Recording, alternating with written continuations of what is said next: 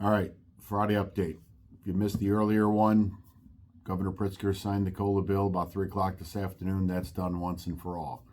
Two other topics to talk about. Let's start with the COVID policy and the unfair labor practice filed quite a long time ago. AFSCME, as I told you before, got a positive award, a ruling from the administrative law judge. Told the city they needed to basically reinstate anybody who lost their job, make everybody whole for lost wages with 7% interest. The full hearing, after exceptions were filed on both sides, was held last month. From what we're told, the hearing by the full labor board went pretty much routinely as expected.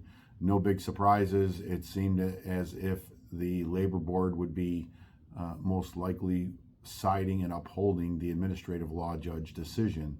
That decision is expected to be announced at the next labor board hearing, which is December 14th. That will have an impact on our unfair labor practice, which was filed first. And the status of that is we agreed with the city to file stipulations, which are just an agreement of facts. Those stipulations were sent to the labor board. Briefings in support of those stipulations on both sides are due the second or third week in January.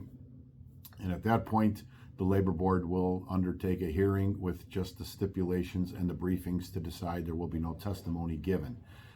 The decision for the AFSCME award will certainly go a long way. I had made repeated attempts to encourage the current administration to have a settlement offer for all city workers, not just ours, and just put this all behind us. This was Lightfoot's fault. She never understood collective bargaining. It was pretty much ruled by caveat and demand and dictatorship. I told the administration the logical thing to do would to be adhere to the original administrative law judge award, make everybody whole, hire anybody back who was fired, lost their job, give them back pay with 2% interest, and save the city 5% interest going forward, because you're much more likely to lose it across the board for everybody. It's a little bit of roll of the dice to see what happens. Maybe the law judge and the labor board start splitting hairs, who knows? But the simplest thing for all parties involved is to move forward, put it behind us, and just once and for all end the last kind of remnants of the Lightfoot administration and do the right thing. Seems to have fallen on deaf ears. They listen, they don't necessarily say it's a bad idea, but nothing ever gets done on it. So I guess we'll see what that ends up being at the end of the day. On to the city council. As expected, the Workforce Development Committee approved recommending the package, the mediated arbitration decision for the contract. It was unanimous, so it's expected to get a pretty high number at city council on Wednesday for that part of it. The arbitration for termination is and probably will continue to be the sticking point here. Let me be clear, there was some things that were not accurate, there were outright lies and pretty disgusting insults and muddying the water when it came to the arbitration component. Let me start with the chairman, Alderman Rodriguez, who was basically disingenuous and dishonest. There's no other way to put it. The glee in his body language and persona after the hearing, like everything happened exactly the way he wanted it to happen, only tells me that he lied from the get-go. There was never going to be a fair hearing.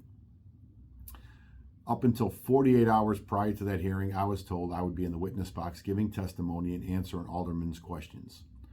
The night before, I was contacted by the mayor's deputy for labor and told that that was not going to be the case, that I would be afforded the opportunity to speak, but it would not be giving testimony. The chairman called me the following morning, the morning of the hearing, and told me that morning that myself and the president of the police board, Guion Foreman, would be allowed to speak after public speaking. After public speaking. That didn't even end up happening. We ended up being part of public speaking, which now relegated our position and our defense to 3 minutes of speech. Pathetic. And I had no ability to answer any of the aldermanic questions about both sides of the equation. That was left up to the city negotiating team of Jim Franzik, Dave Johnson, Cecily Porter, and Donna Rowling from Management and Labor Affairs. It was a pretty one-sided testimony. I'm not saying they skewed it or basically lied about anything. There were some omissions, whether intentionally or not. and I'm here to clear up some confusion. And let's start with the clown show at the microphone for witness testimony and idiots like Futterman, who talked about not only Laquan McDonald, not only John Burge and everything else. Again, none of those examples have anything to do with arbitration for termination cases. Nothing. Those were criminal matters adjudicated in the circuit court. It's easy to conflate the two to try and, raise tensions and emotions to make it sound like your argument and your basis is sound. It's nonsense. Let me take a second to thank the aldermen, not only the ones who voted, to reject the rejection and do the right thing for labor, but the ones who showed up were not committee members who wanted to be seen and heard. There were several who came in out of their own accord because they wanted to hear what the committee was going to have to discuss. And it started out pretty positively. Member Chris Taliaferro, who is also the chairman of Police and Fire, asked a very simple question about why I would not be allowed to be sitting in the witness box. There was many questions he wanted to ask me for clarification and not just rely on the city's responses. That it was not a fair hearing at that point if I was not going to be able to give any testimony. The chairman nodded, said, yeah, okay, I get your point, let's move on. Didn't care.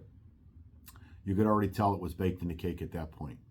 So this went on and on and on. There was passionate pleas by Alderman Beal, by Alderman Tabaris, and others. Alderman Lee, Napolitano, Alderman Curtis asked some questions. So as expected, it was rejected. So the motion was put forth that it was to be denied to the full city council as a recommendation, and that passed 10-5. It was definitely clear that those votes were already in the bank. I think the only one they weren't sure on was Alderman Taliaferro, who ultimately ended up voting to reject it. Alderman Tabaris summed it up best at the end.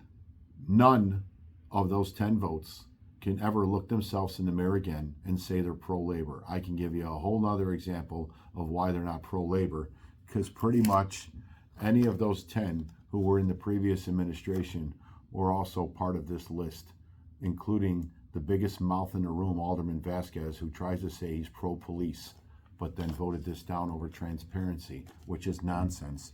And he was the one who drafted the resolution calling for my resignation, and many of those yes votes to reject it yesterday are also on that list. They have been anti-union forever, anti-police union specifically. But Alderman Tabaris' summarization was very clear. With a convention coming up, you cannot say you are the party of labor and vote no for those contract arbitration proposals. You have a duty to uphold and ratify those arbitration awards. You don't like the process, then solve it a different way. But arbitration is granted to us and fire in lieu of striking. They say that is for interest arbitration about contractual issues. This is a contractual provision. They say this is grievance arbitration because of the termination component. I don't disagree, but it's encompassed in the interest arbitration award because it is part of a CBA agreement and a provision within that agreement. Give us the right to strike, and you can certainly have your way there, but you're not going to do that. You want your cake and eat it too. Police and police unions should stop ever accepting the fact of being second-tier unions. It's been that way for far too long. This union will never accept it. We are going to keep holding politicians responsible who treat us that way. We got some people's attention in Springfield. We are being treated as an equal and fair partner, which is all we ever wanted to be, like every other union in this state. And it's time that the people in City Council and City Hall realize that it's their turn, or they will have a day of reckoning. Again, you got a convention coming up in August of next year. If you want to be able to say you are the party of labor, then that vote should be 50-0 coming up on Wednesday. The choice will be yours. There will be consequences. We will have a scorecard. We will see you Wednesday.